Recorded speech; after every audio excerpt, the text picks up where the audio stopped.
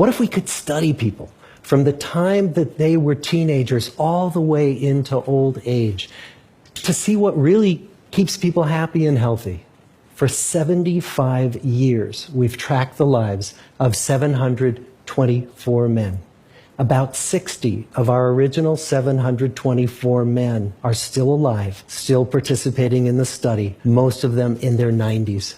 When they entered the study, all of these teenagers were interviewed, they were given medical exams. We went to their homes and we interviewed their parents. And then these teenagers grew up into adults who entered all walks of life. They became factory workers and lawyers and bricklayers and doctors, one president of the United States. And when about a decade ago we finally asked the wives if they would join us as members of the study, many of the women said, "You know, it's about time." So what have we learned?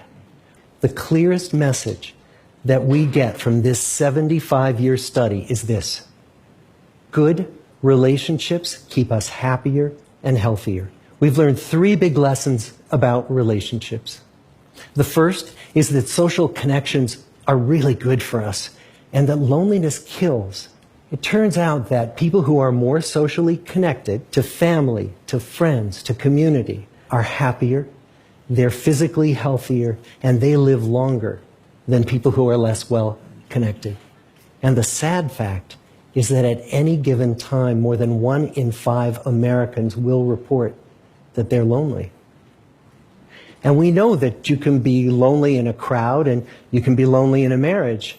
So the second big lesson that we learned is that it's not just the number of friends you have, and it's not whether or not you're in a committed relationship, but it's the quality of your close relationships that matters. It turns out that living in the midst of conflict is really bad for our health.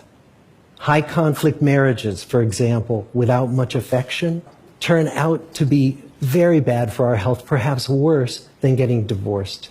And living in the midst of good, warm relationships is protective. And the third big lesson that we learn is that good relationships don't just protect our bodies, they protect our brains. It turns out that being in a securely attached relationship to another person in your 80s is protective. That the people who are in relationships where they really feel they can count on the other person in times of need, those people's memories stay sharper longer. So what about you? Let's say you're 25, or you're 40, or you're 60. What might leaning into relationships even look like? It might be something as simple as replacing screen time with people time, or livening up a stale relationship by doing something new together.